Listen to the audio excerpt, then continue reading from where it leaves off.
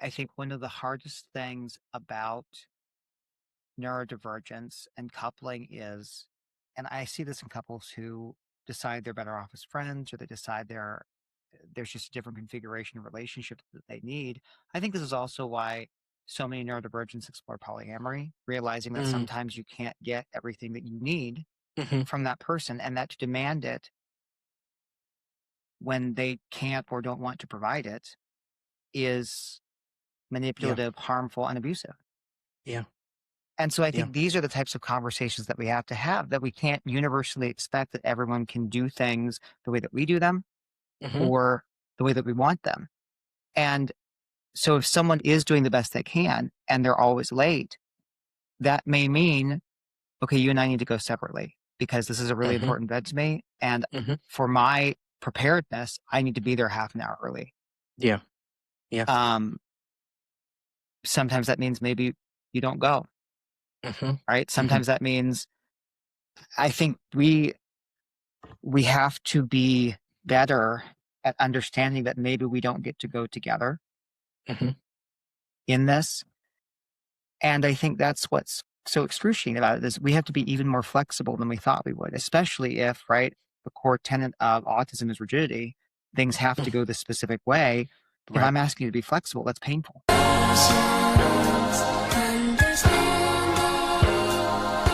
Peace, my people. Welcome to I Must Be Buggin', where we have honest, relatable conversations packed with powerful insights that spark curiosity and help melanated, gifted, and neurodivergent folks feel seen, safe, and celebrated. Here, labels don't have to feel like pathology, and complexity feels comfortable.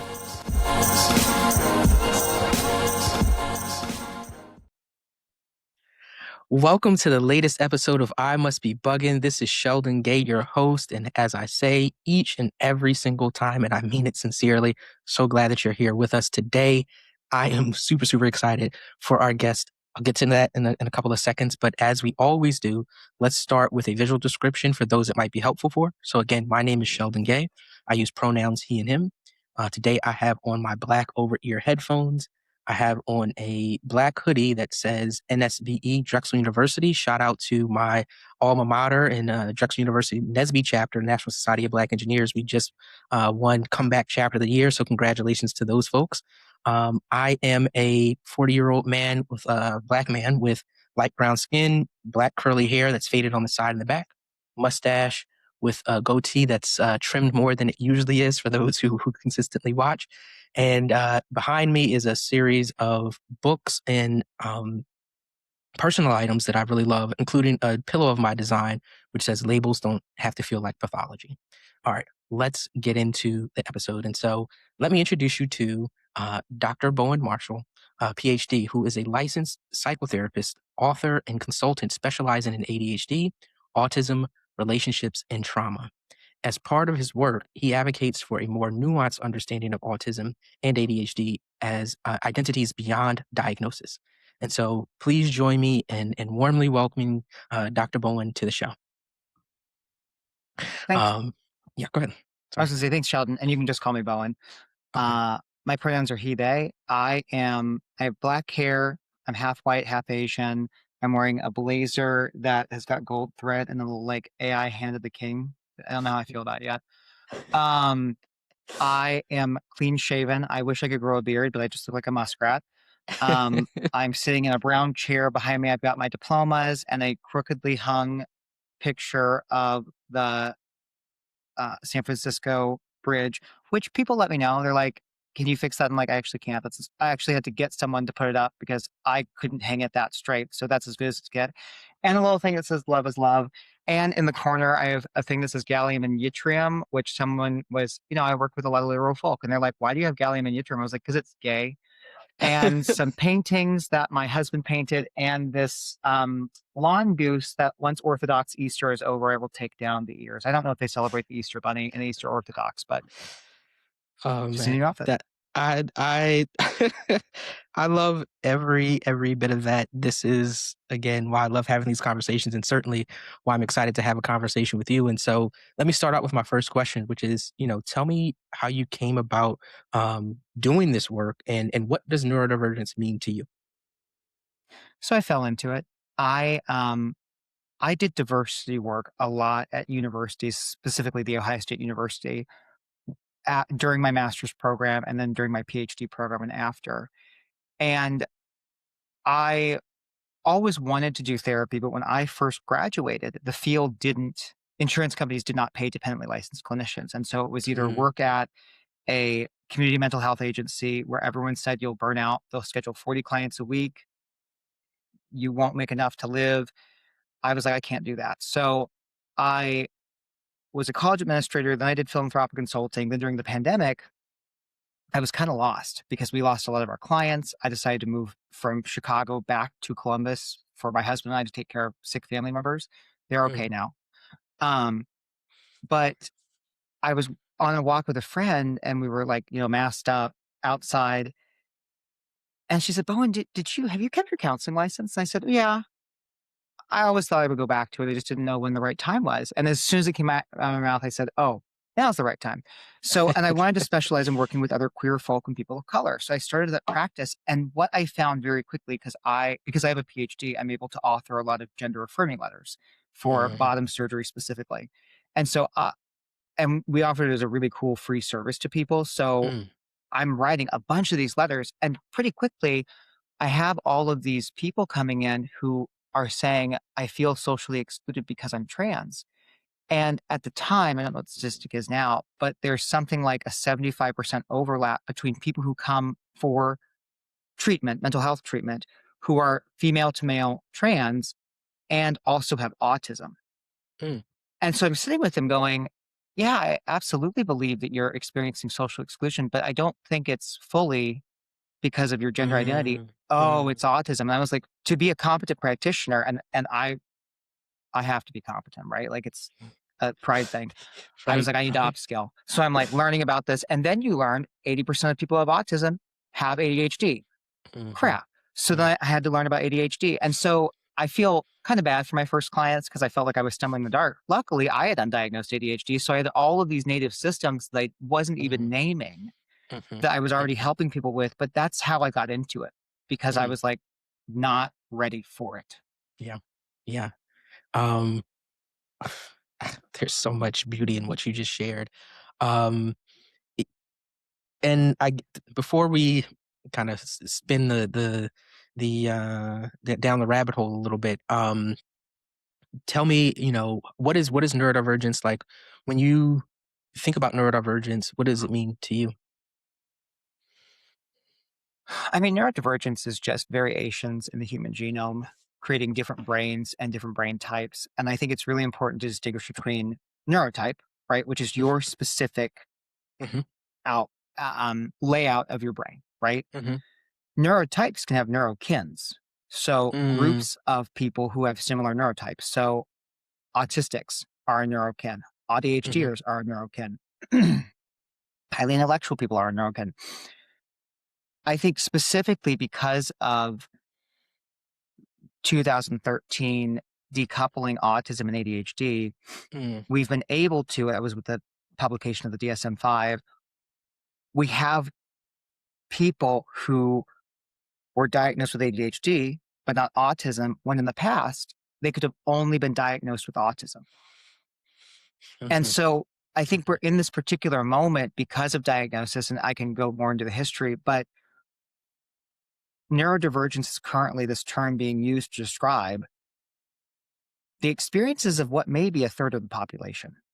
And right, mm, two studies last year came out looking at genetic phenotypes for childhood diagnosed autistics and adult and late adolescent diagnosed autistics using genetic data. I think it's mm, a Zhang et al. Study that show that they may not exhibit the same developmental delays and typical presentations of autism. They've had autism their entire lives, but it actually comes mhm, out later in life.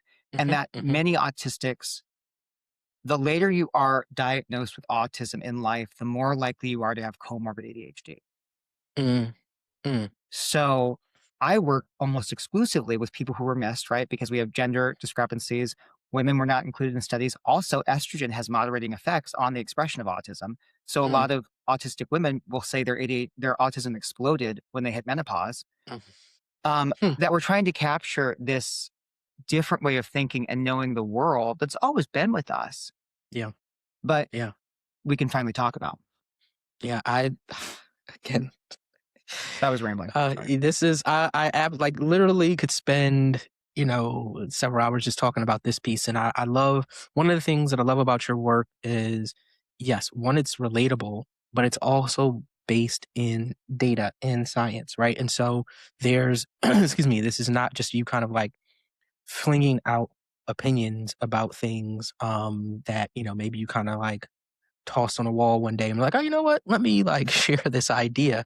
But that there is this lived experience piece, and sort of it's like the quantitative and qualitative piece that you bring. And so yeah, I think I actually earlier today saw a little clip that you posted that was related to that study, talking about, those numbers. And to me, and the distinctions between when, for example, autism might present, or at least be, noticeable. Because I think what I hear you saying, and I know what I've observed, is that with a lot of folks, it's not that all of a sudden, whatever the neurodivergent stork comes and like drops, this thing on you, right? Or, touches you with the wand or whatever. It's that, varying factors, um, determine when it becomes, noticeable, right? And it presents itself. And so, it's actually fascinating. I'm very curious to hear and dig more into this idea that, what the study is sharing about folks who, again, are these late diagnosed, or these people who are late identifying, how that plays out in their lives. Because yeah, imagine getting to menopause, right? And all of a sudden it's like, hey, guess what? You're autistic. That's like, wait, what? Like, how do I even reconcile that at that point of my life when I'm already dealing with, what it means to be, and this is again in this specific instance, right? Talking about menopause. And so, um, anyway, I've tripped down the rabbit hole a little bit more than I intended, but I didn't know if you had anything else that you wanted to share about that, that study, or what you've learned, reading, again, reading the study. Yeah, so I did another review of a Princeton study that came out a couple months prior, I think using autistic autistic spark data. I don't know what spark stands for. I should look it up. But but what Princeton found was that there are four distinct phenotypes of autism that have, Mm, and I think this is really important, that are different genetic codes, right? mhm, Paired with different genetic pathways. So the sequence over time with which those genetic codes will express themselves. mhm, And if I'm reading the study correctly, the largest group are these later diagnosed mhm, persons who hit all of their early developmental milestones on peer with their non-autistic peers, mhm, on par with their non-autistic peers, and they're more likely to have comorbid anxiety, depression, ADHD, PTSD. mhm, And I see a mhm, lot of complex PTSD in the adult autistics and ADHDers I see. mhm, So I think we're at a very different place in terms of what the DSM kind of describes autism is versus what the mhm. research is. And Yeah. it does that kind of like leapfrog dance of the next Mhm, iteration needs to incorporate all these things because the mhm. science grows between publications. Yeah. Yeah. No, I mean, um, again, without going down the rabbit hole, I'm 100% aligned with what you're describing. I think it is, um, more and more the folks that I run into, particularly again with this podcast being one that's primarily geared towards those who are undiagnosed or unidentified, right? Those who are kind of exploring, what it means to live with their mind and body. Um, and so I run into a lot of folks who are, like I said, fall into that kind of category. But I do think the key point too is that what the DSM is saying isn't necessarily reflective of the latest research. And I think as we dig more into these, studies, particularly as we include other groups that have been marginalized before, I think we'll find some really, really interesting things. So I know a lot of your work is based around like relationships. So, and neurodivergence within relationships. So, what are some of the most common relationship conflicts that you see that neurodivergence can, maybe make a little bit trickier to navigate, particularly those that are often misinterpreted as character flaws or lack of care?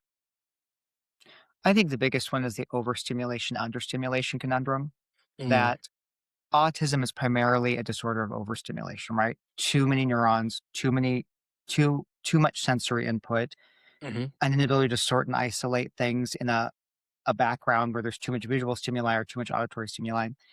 And ADHD is primarily a disorder of understimulation. So mm, I need something to regulate my nervous system. I need sensation. mhm, And when you have an ADHDer and an ADHDer, because the other thing we know from research is that neurotypes tend to attract each other mm, because there was another study that came out of um, University of Bir- Birmingham in London, not Alabama. I don't know if there's a university. I always looked it up. Thanks Um, for clarifying. yeah, just making sure, right? Because they're both. It's an overwhelmingly white study, so hey, it could be in either Mhm, place. yeah. But a very small group.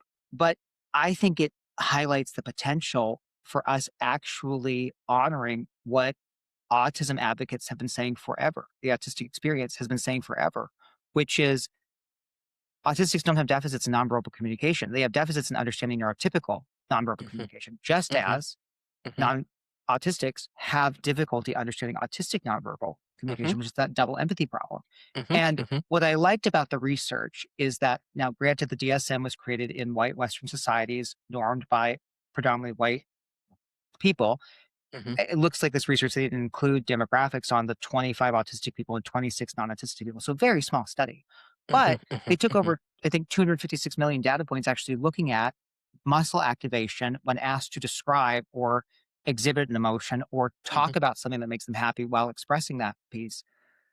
That what the DSM has meant by flat affect is not that they don't move their mouths, it's that they don't move their eyebrows or that they don't have the crow's feet crinkles, right? mhm, mhm, And that mhm, in non-autistic people, smizing is seen as a genuine smile.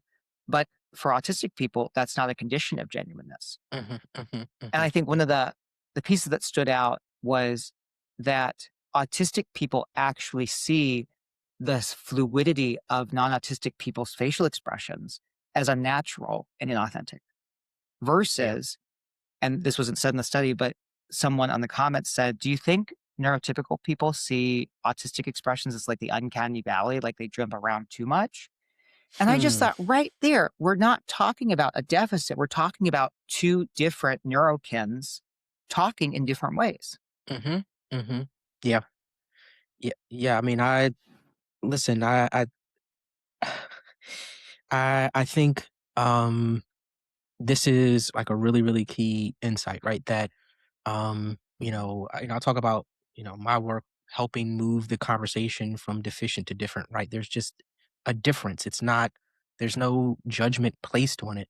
Um, but too often, right, we keep falling back into this trap of how do we, and conscious or otherwise, right? Like there's nothing broken. It's not like, oh, well, I guess they're, you know, not quite as human, right? And it's like, no, no, no, like that's not what we're saying here.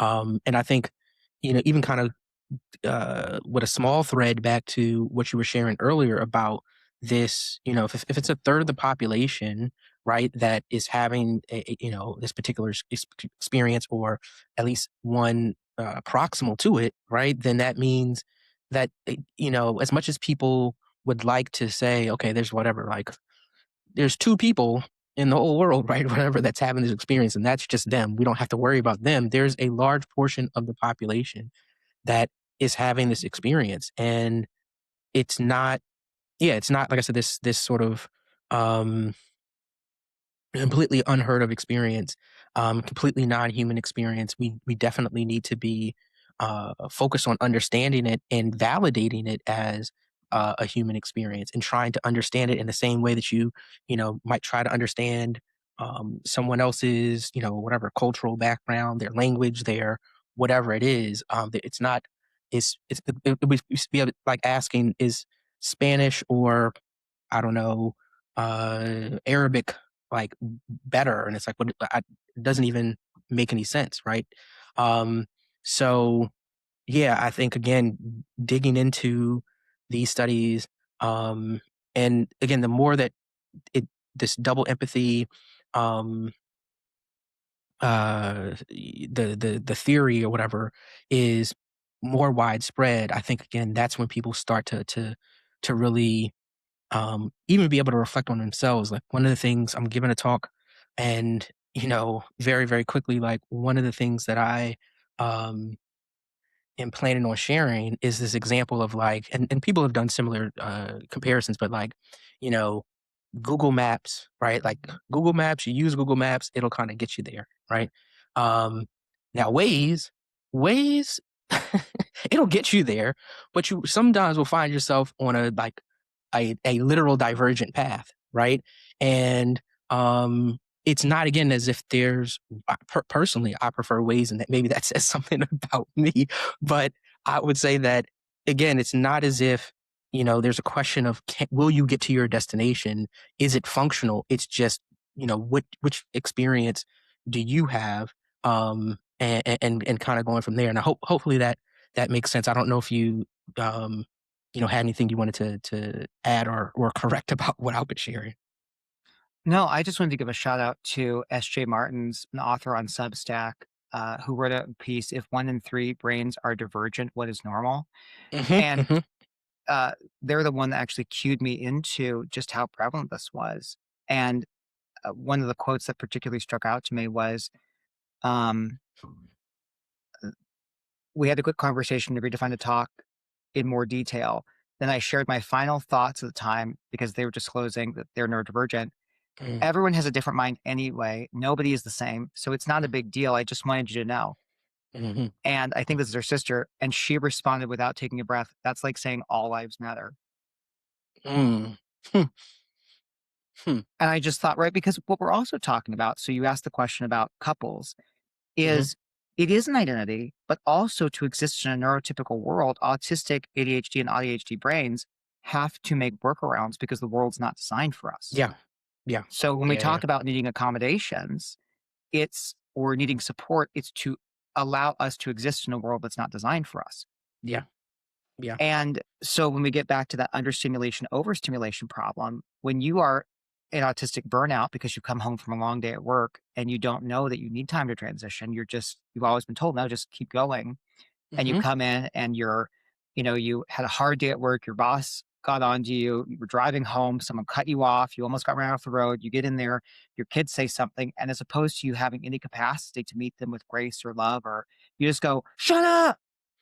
Yeah. And Yeah. if that person keeps coming home every day in that state, all of a sudden, their partner who doesn't know the work part of them hears them as cruel, Yeah. dismissive, maybe abusive, Yeah. harmful. Hmm. That's the Yeah. type of miscoding that I work with in neurodivergent couples all the time. Yeah.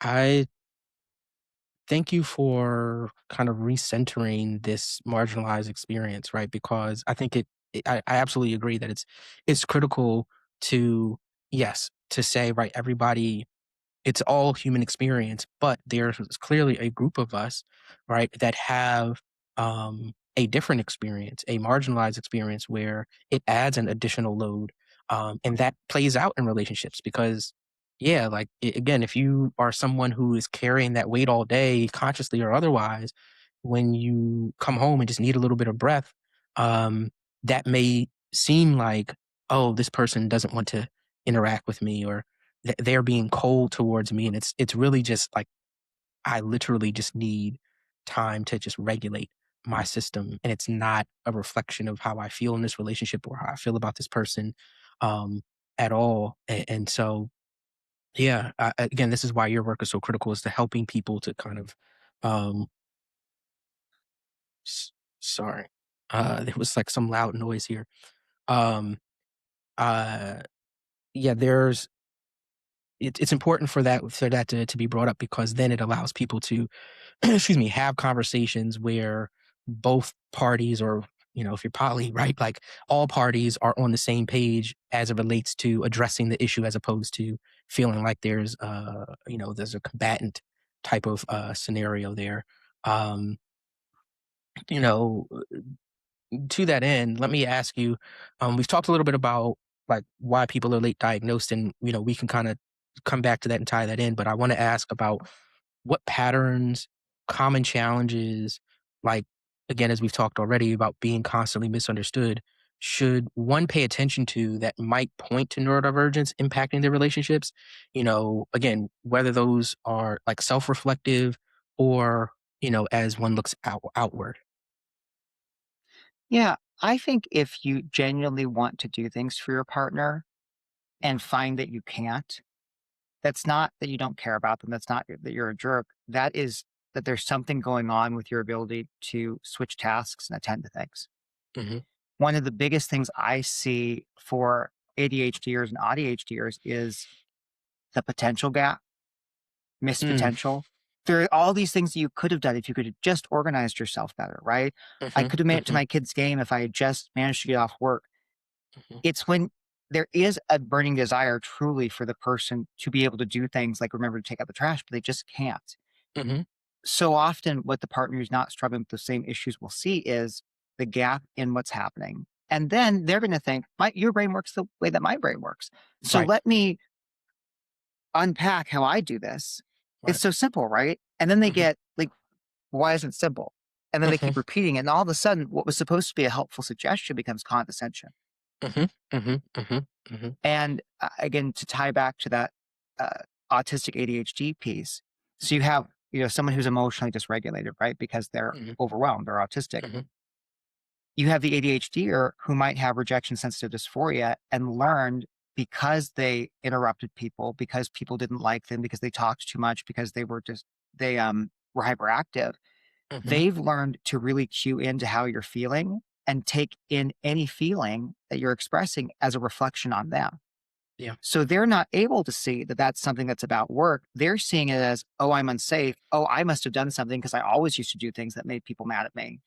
yeah, And so now you have the autistic person who's just saying, oh my gosh, I just need a break. It's not about you. And you're the yeah, ADHD person going, but it can't not be about me. Like, what's yeah. wrong? What's wrong? What's wrong? What's wrong? Which, and so you get in Yeah, this really sad dynamic where they're each based on what they think the other person's brain should be doing because it must be like mine, yeah, trying to fix and in the process causing the worst thing to happen for the other person. yeah, yeah. Man, goosebumps. This is like we're getting to like the real meat of what, or if you're vegan, right? Whatever, we get to the real, Let's say core of 10. what I would, Yeah. right? Like, to what we're talking about. And so I want to come back to this piece about, as we begin to talk about like repair and like understanding what's happening. But I want to stay here for a couple more seconds on this piece about one self-awareness. Um, and well, let's start there. So first, what I would wanted to say is that for those who've been listening, know that like a big part of my um self-identification journey was me reflecting on these kinds of scenarios where I was saying, well, I thought that my brain worked like everybody else's brain. And so I was spending a lot of time in particular, even if I talk about relationships, um, like romantic relationships, first I'll talk a little bit about like from an entrepreneurial perspective, like I was having a lot of challenges. I was like, look, I'm running around doing this, that, and the third. And then I'm like, I feel like I'm always waiting on other people. And it was some like reflections about, well, why is that? Like I feel like everybody else should be able to do this the same that I'm able to do it. Um, and even in relationship, right, there are things where, um, my brain tends to pick up on things pretty quickly.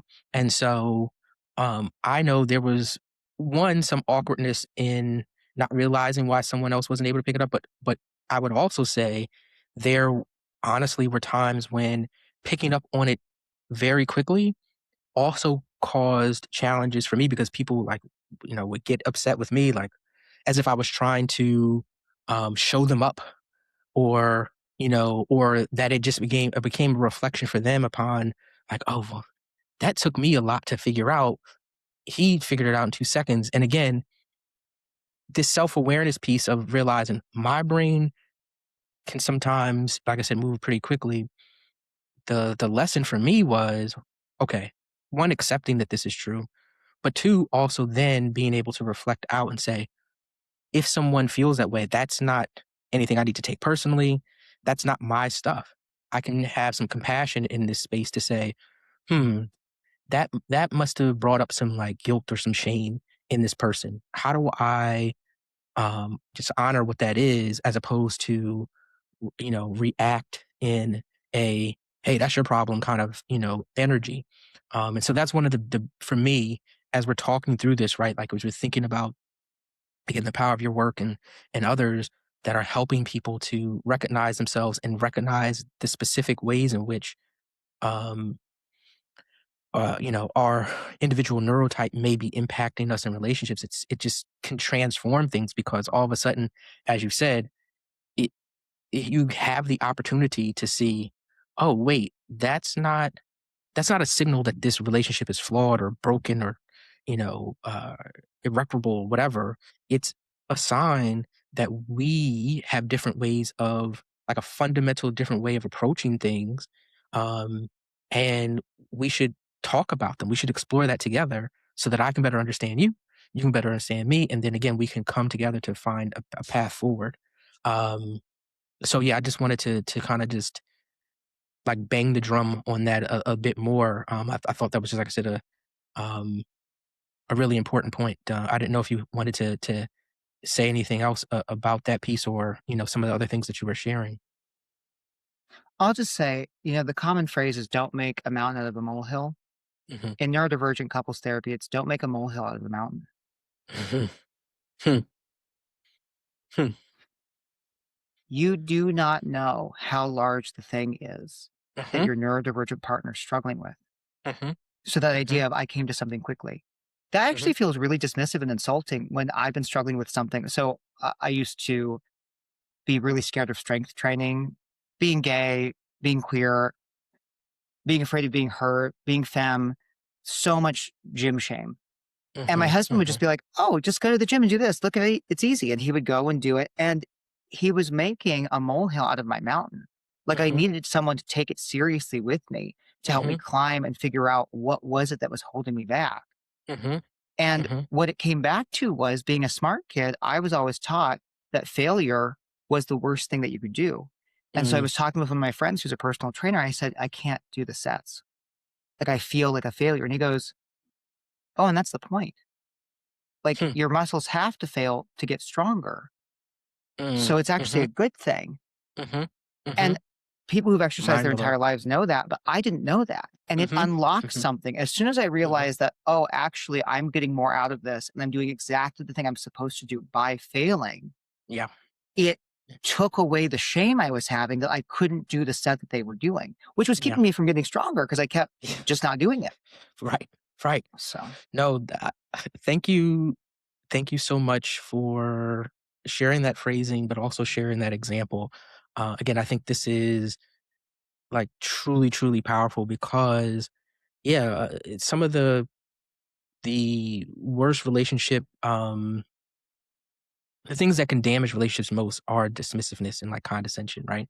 And again, whether those be purposeful or not, how it feels is can be really, really powerful. And so, again, having these opportunities to reflect on, oh wait, like don't be mindful of how what you're, sharing, might be, like you said, diminishing and minimizing another person's experience. It's really hard to kind of come back from that, particularly for those that have been experiencing that all of their lives. And this is a good segue kind of into the next you know, the next question that I have for you, which is how do we create relationships where we balance accountability with compassion when certain neurodivergent behaviors can still feel like a lack of effort or care, especially those who have experienced trauma? And I just want to just well, let me just leave that. Let me ask that question. You can answer, then we can kind of, I don't, yeah, go ahead. Sorry. I guess my question always there is what amount of compassion do you have to give? Mhm. Is it compassion or is it sacrifice? Mm, So when I have complex PTSD, I was taught to take care of myself, but only after I'd taken care of everyone else first. mhm, mhm, And so what I thought was compassion was sacrifice. mm, mhm, mhm, And so one of the things that I think in neurodivergent relationships that we have to talk about more is trade-offs. That part of existing in a neurotypical world means that we don't get to do it all in the way that it's expected. We can't balance everything. mhm, mhm, So if I see more than 4 clients in a day because of my hyper empathy and the way that my emotions, most of us, our emotions are connected to my sensory issues. mhm, I cannot talk to people when I'm done. I I love my husband and my mom dearly. Their voices make me want to scream and throw myself out a window because I have these sensory issues that it's like if I want to take care of 2 extra clients that day, it mhm, means I sacrifice 3 to 4 hours of my evening of family time. mhm, mhm, And for a long time, I was doing both ends, feeling miserable, not understanding why I was feeling miserable, being horribly dissociated from myself.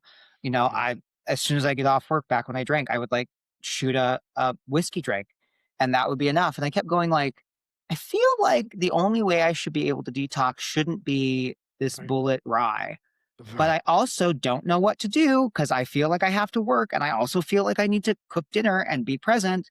Yep, yep, And yeah, so when I realized that, oh, that's a trade-off that I wasn't aware of before. And I think lots of us have lots of trade-offs in this late stage capitalism where we're expected to give and give and give more to the machine for mhm, productivity.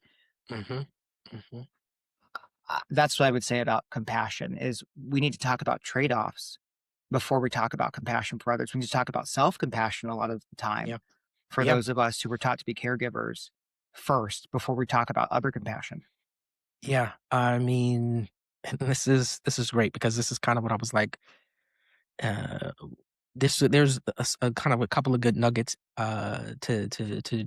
to dig into here, and so thank you for sharing that, and particularly this piece about you know the importance of self compassion. I think for me in my work, I tell people like, sure, I talk about giftedness and neurodivergence, but like really what I do is talk about loving yourself first. How do I love myself first that I might be able to show up in spaces with that level of compassion and understanding and all those other things. But if I've taught myself or if I've been taught and accepted and haven't unlearned this pattern of yeah, you know, accepting that burnout is just a part of life, of, allowing people to cross my boundaries with this idea that, oh, it makes me, the bigger person and all these sort of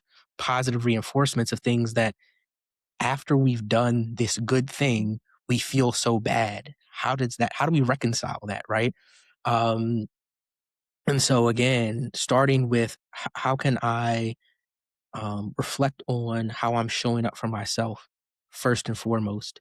Um, because, yeah, even as we begin to think about where we might be falling short for other people, um, the question, particularly as we think about uh, thinking about a way forward, it's certainly about okay, well, what's my capacity for? What are my capacities and abilities to actually meet this need or do this thing? And you can't properly answer that question if you haven't reflected upon what are my base needs and how well am I able to meet them, right? And I loved again as I'm saying it, I'm thinking about when you were saying that okay, maybe whiskey was a solution, but the point at which he's like, that shouldn't be the only one, right? Like that shouldn't be my go-to. Um, and how might we do this better, um, is, a really good, kind of starting point. Um, and then, I also, I guess, want to continue to talk a little bit about, if we've kind of done that work, if we've had that conversation, if we have at least a base level of understanding of how to love ourselves and give ourselves compassion. um w- where is this balance between, okay, you, whatever, let's say you've shown up late, you consistently show up late, your partner consistently shows up late, and for you, um again, regardless of whether that's sort of inherent or because maybe that's how you were raised, like, being late is, punishable offense, right? um in whatever case, it hurts, there's harm that has happened. How do we find balance there, with, again, kind of making sure our needs are met, but also, um, recognizing, hey, like, it's not that, whatever, Bowen doesn't care about me. It's that Bowen may, have challenges with, you know, um, time or, um, other quote unquote executive functioning things, if that makes sense. I'm trying to be, leave it a little bit more open, but did you have any additional thoughts about how to maintain that balance? Hmm. Unless you can ask me what you asked me, just ask me in one sentence because I'm not exactly sure what the question is. Okay. Yeah. So what fair enough. What I was asking is there are those of us who have experienced trauma in the past. And so even when we go back to thinking about, just simply put, like, rejection sensitivity dysphoria, if the thing that we experience does hurt us, that's something that needs to be acknowledged. At the same time, if we're particularly in a relationship with someone, excuse me, who has a, again, let's just say a challenge with showing up on time, how do we acknowledge the fact that it hurt us while at the same time understanding that it's not a personal attack, it's, just a part of the way that they are. How do we find that balance in relationships? I think that's the hardest rub because you can't always find balance. Mhm, I think one of the hardest things about neurodivergence and coupling is, and I see this in couples who decide they're better off as friends or they decide there's just a different configuration of relationship that they need.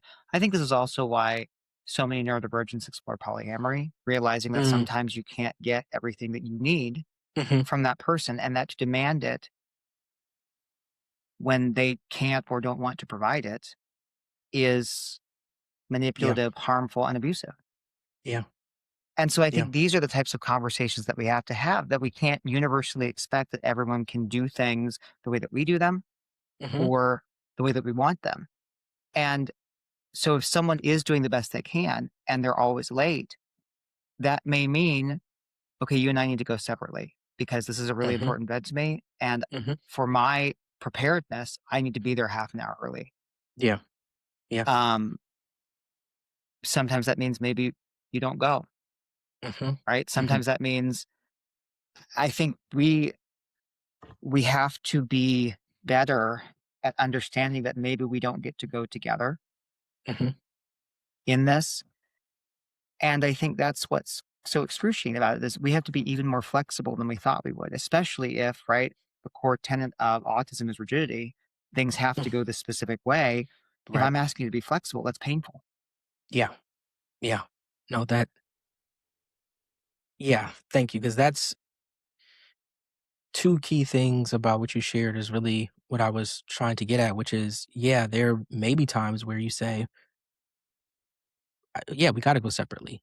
Um, you know, or whatever the kind of, you know, um, compromise is there so that each person doesn't feel like they are, um, again, having their boundaries dismissed.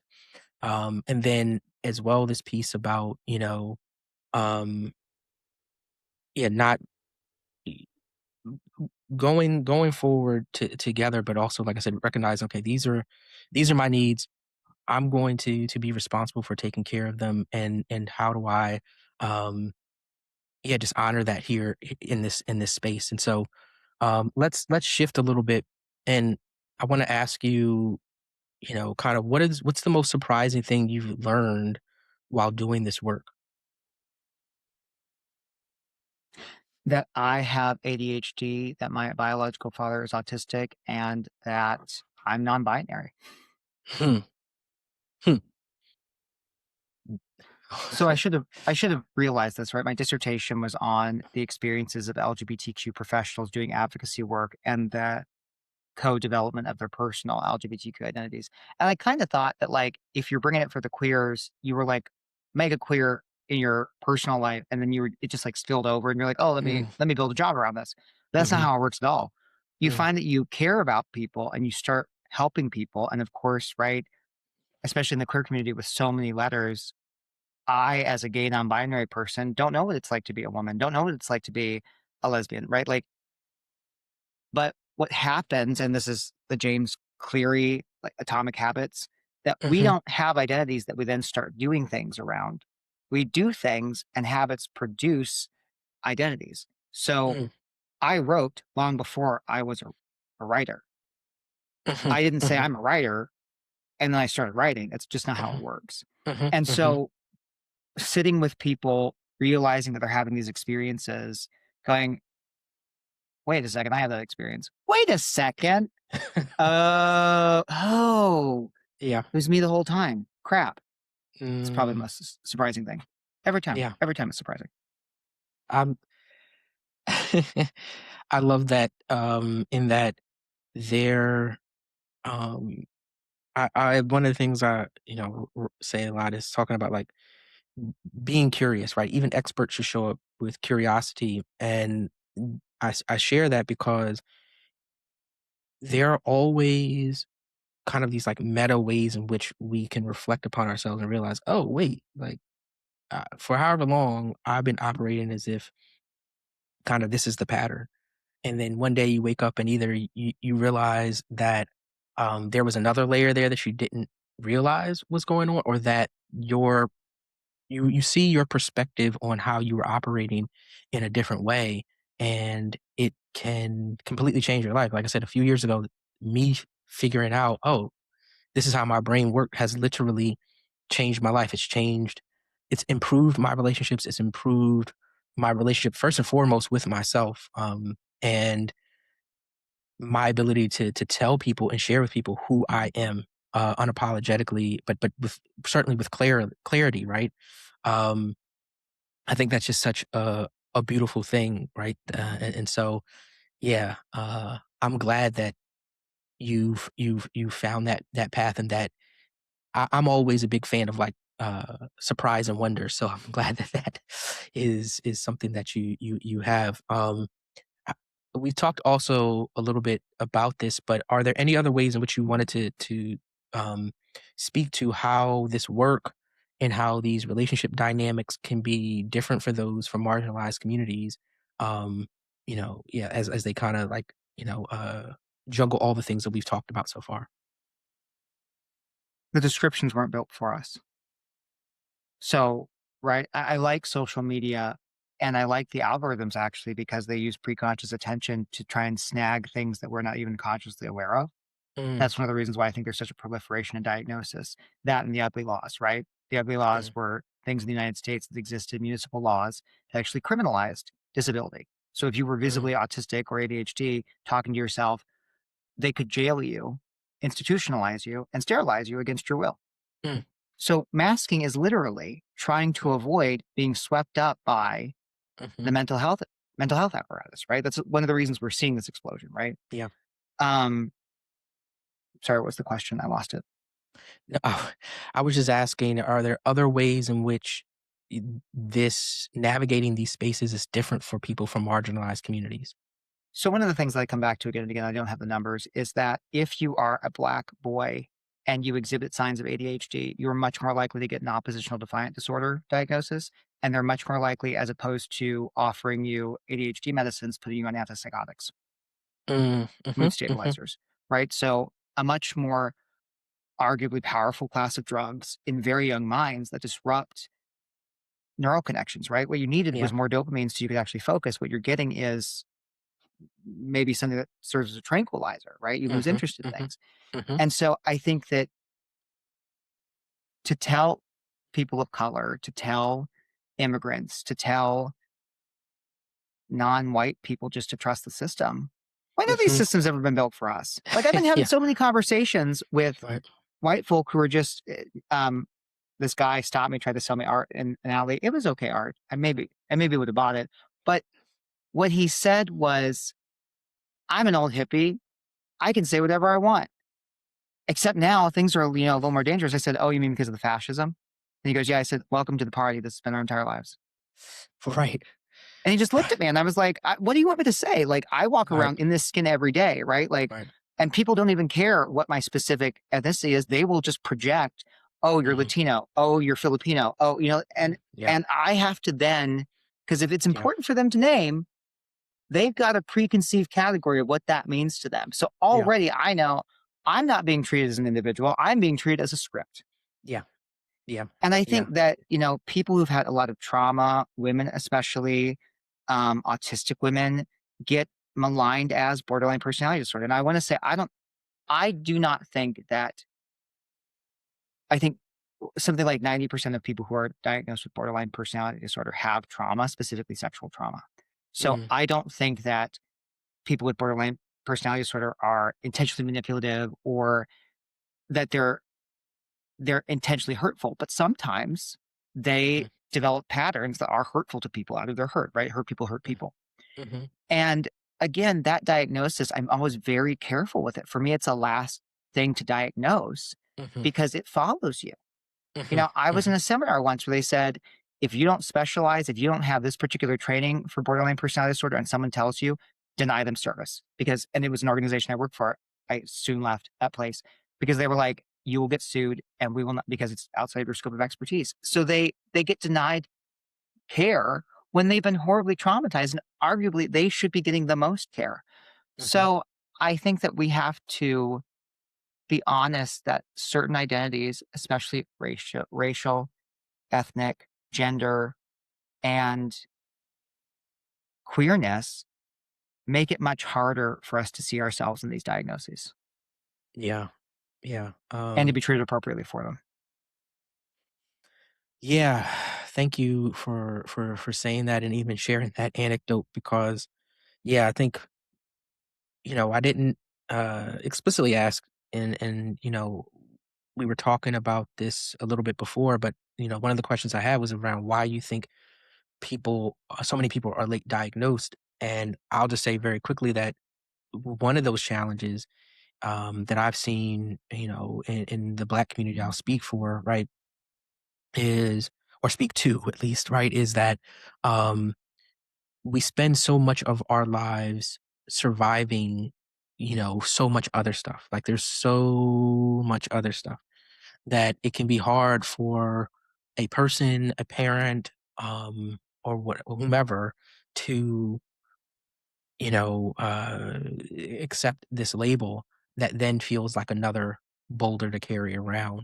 And so there is that work to be done. And again, that's why I'm grateful for you, and I'm grateful to be a part of this work as well to help to bring awareness and to hopefully destigmatize a lot of this so that it is a lot easier to again to love yourself and to see yourself clearly without um the stigmas that come from the systems of oppression. Um, because yeah, we've all got to like navigate these different things, and yeah, it is a much more challenging experience, and there are those who take that for granted because that's not their experience. Not sure if you wanted to add anything on there, and kind of maybe even to the hidden question about late diagnosis, if you wanted to share any other thoughts about that. Well, I think you said it well. I think there are lots of barriers that And for each person, there's a reason why it went unnoticed. There's a Mhm. reason why they denied it. One of the things that I frequently come across that bothers me is when people say, well, everyone's got a little autism, don't they? And Mm, tone is mhm, so important there, right? Like mhm, there are so many people who are undiagnosed that what they're saying that about is, well, I kind of feel that way. And they're just at their journey of understanding, oh, yeah, I'll see you in a couple years when you come through it. Like right. I'll be there, with the was it the lay, the Yeah, like yeah, yeah, yeah, right. the White Lotus, like, hello, Yeah. welcome to the autism ADHD neurodivergent island. Like I will see you in a Right, couple years. right, And I think, like, right. that's why I'm so careful when people say things like that, because 'cause I'm like, let's talk about that more. Is that because you're having some of these experiences, Mhm, or are mhm, you saying it mhm. to dismiss it, right? Are you Yeah, saying it to be yeah, like, "Everyone's got that, calm down," which is a yeah, different conversation, and when I right. see it in text especially, I'm like, "I don't know how to interpret this because I can't read the tone behind the text." Yeah, But I think we have to be very careful about that. yeah. No, that's, again, an amazing, example because, yeah, I do think that there excuse me, first of all, there's definitively a difference in how you say it, and fundamentally the frame, excuse me, from which you're sharing that observation. Because yeah, there are a lot of folks who I interact with, and you're like, you know, uh, yeah, I think that hopefully that you have that clarity about self, sometime soon, so that you can kind of navigate that differently. And then there are also, like you said, some people who are just like, who cares? Like everybody, and it's like you really don't understand the difference in experience. And actually, very quickly, this just reminded me too about there are so many fundamental ways in which the human mind works differently. One of the ones that's come up recently again is this: um, not everybody is aware that not everybody has an internal monologue. Excuse me. And for me, this is like super fascinating. I didn't know until a few years ago that that was true because I have an internal monologue. And so I thought, oh, this is a common experience. But then when you start to realize, oh, wait, like there are people who don't have this. What does that mean? It for me made me more reflective upon my experience and how I've been moving through the world kind of on autopilot as it relates to those things that um then helped me to discover more things about again how my mind is also working um more uniquely, I'll say. And so, yeah, I just, again, excuse me, love this part of the conversation. All right. So these are the questions I ask everybody. What are 1 to 2 key, neurodivergent, sorry, keys to, neurodivergent healing and thriving that you'd like to share? So can I go back to your monologue piece for a second? Go ahead. I would say that the less treated my ADHD was, the less it was a monologue and more of a dialogue. Mm, The masking part of myself, the kind of like looking at myself would actually be another voice, my same voice talking to me. And that as I've integrated more, unmasked more, been medicated, that voice has merged. Because I'll mm, tell you, an example is when I was having sex, it was like having Martin Scorsese in my head telling me what to do. Like, okay, now you need to make that sound, you need to move, and you need to look like this. And I'm like, who am I performing for? Like, I'm not right. videotaping this. I would never videotape this. Like, what? And Right. actually, like, as the voices merge, like, I can just be in it. I can be present in the moment, Hmm. which we know is one of the empirically shown, like, indicators of good sex is when you're fully present and not distracted Hmm. by something else. So having, like, Hmm. is Martin Scorsese Italian? I don't know, like, this little Italian man screaming at me, like, that's sounds sexy. It's not sexy. It's not sexy. Right. Right. So I often think, like, if you have a dialogue of, like, 2 things going back and forth, maybe that's a sign that there's some disorganization in your brain or something that's Mhm, happening that might be a sign to go talk to someone and get assessed for neurodivergence. mhm, mhm, mhm. Interesting. Yeah, that. I love your examples on multiple levels. But yeah, there's definitely something to be said if you yeah, like you're not fully present in the moment. Like there is this voice that's like telling you what to do and kind of assessing everything that's happening.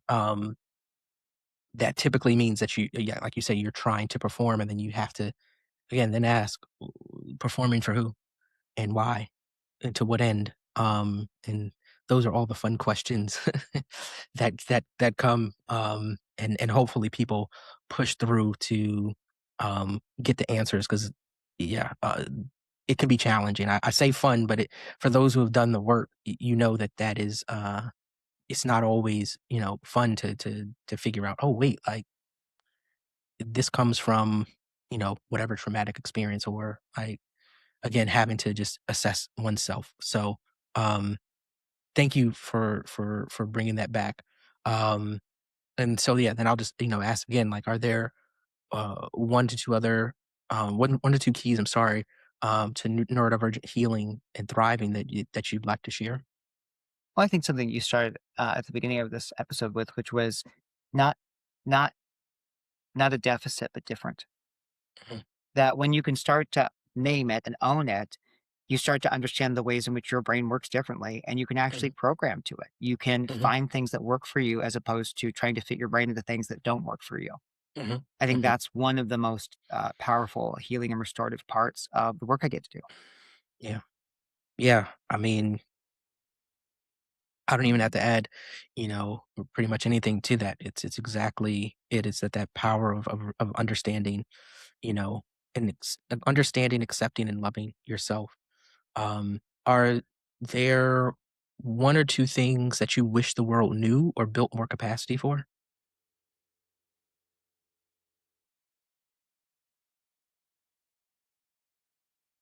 That if you see an aberrant behavior that is not directly attacking you, Mm, that you someone once asked me, like, "What's your secret sauce? Why do you think you're so good at this work?" Because I am. I'm good at it. Like, I think at this point, to not own that, I would be delusional. mhm, And I said, I think it's because first, we don't make decisions rationally. We make mm, decisions emotionally, and then we justify rationally. mhm, mhm, mhm, And in that model, if you're doing something that is completely bizarre to me, sometimes maybe even triggering to me, if mhm. I stop and go, I'm going to assume that you're not the 1 in 6 people who's on the narcissist, sadist, dark tetrad path. If I do sense that, that's a different conversation. But I'm going to assume you're like the 5 of the 6 people that are like me. They're just trying to make it through. Right. Everyone I work with, I assume in your mind there's a completely reasonable explanation to how we got here. Mhm, And if mhm, I can unpack that with you, and I can see that from your perspective, and you can see that from your perspective, because trauma comes from specific places that then gets generalized into mhm, this incomprehensible mass. So a lot of my mhm, work is actually trying to figure out where that actually came from and how it started to plant and is it land and plant or plant and land? Like mhm. the business development, where if you like get this part of the organization, then you can spread to this organization. All of a sudden, like it's Cisco Food System, and you started in one cafeteria. Now you're in the entire university, right? Right, right, right. Oh, where did that start with? It started in that coffee shop. Got it, got it, got it, got it, got it. That if you approach most people and give yourself enough time to do so, right? Capitalism extracts time from us, so people don't take this Mhm, time. They just jump to the end to mhm, say, I think you're doing something that in your mind is completely reasonable. How do I see that? mhm, And if we can see that chain and then see where it stops getting you what you want. Because mhm, that's the other thing. A lot of neurodivergent people aren't even given the opportunity to be asked. I believe, like Oprah, the single most important question you can ask yourself is, what do you want? mhm, You'd be amazed how mhm. many people can't answer that question. Yeah, What yeah, do you want? yeah. What do you want? That wait, you literally asking me? Is that what you s Huh? Yeah. In the space of neurodivergence, right? Like you Yeah. asked me, what's a healing? What do you want for yourself or for the neurodivergent community? Yeah. What do you want? I want more people to wake up every day and not feel and be and recognize that freedom from shame and guilt and to be able to be fully present with themselves first and foremost. I think that that's the powerful way that it because as you described, this 5 out of 6 people are really just trying to just navigate the world. Um, when we feel safe and seen unto ourselves, it helps us just shine so much more beautifully and show up so much more beautifully with others, and that transforms relationships. That's beautiful. And that's the core of that reasonableness, right? Like I'm assuming that you're not trying to be hurtful. I'm not assuming negative intent. Mhm, I'm creating a safe space for you to explore this really aberrant behavior that you've been shamed before. mhm. That is what I wish we taught more. So exactly in alignment with what you're saying. Yeah. Yeah. Thanks. And I'll just share really quickly. Shout out to Dr. Matt, uh, a friend, and he's been a guest. His phrasing is like "get curious, not furious," and Mm. one of the things that I say is check in before you check out. Right. I think there's so many times when we just have this itch to um just react as opposed to ask the question of like, if this person, if it's correct that I'm assuming that, you know, you're not actually trying to destroy me or hurt me or whatever, what else might be true, and how do we kind of figure that out? So, thank you for bringing that to the space. All right. Well, listen, it's been a fantastic conversation. I want to make sure that you're already, large audience increases. Tell us about your projects, how people can support you and how they can stay connected. Yeah, thanks. You can follow me on at Dr. Bowtie, Bow Tyler. God, I can't remember my own handle. DRBOTYLER on Instagram, Facebook, YouTube, and TikTok. Any of those platforms. I have a Substack if you want to get deeper into some of the thoughts, writings, clinical presentations of this stuff. I'm also working on a book on shame. We'll see if I can get that out in the Mm, next year. So yeah, those are mm. some of the things that I'm working on. That's fantastic. I definitely look forward to the book. But yes, please go follow him. I will put these things into the show notes for folks so that you can do that. But Bowen, thank you so much for being here. Thank you for sharing your energy. Thank you for sharing your work, your insights. This has been everything that I imagined and more. And so, again, thank you for taking time to be here. Thank you so much for having me, Sheldon. No problem. All It's right. been lovely.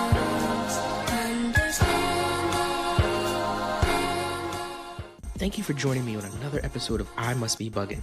I hope you felt seen, safe, and celebrated by what you heard today. Don't forget to visit my website, sheldongaysbuggin.com, where you can catch all of my episodes, book me to speak, and check out my merch. Don't hesitate to hit me up on socials either. I'm eager to hear your thoughts, your experiences, and your stories.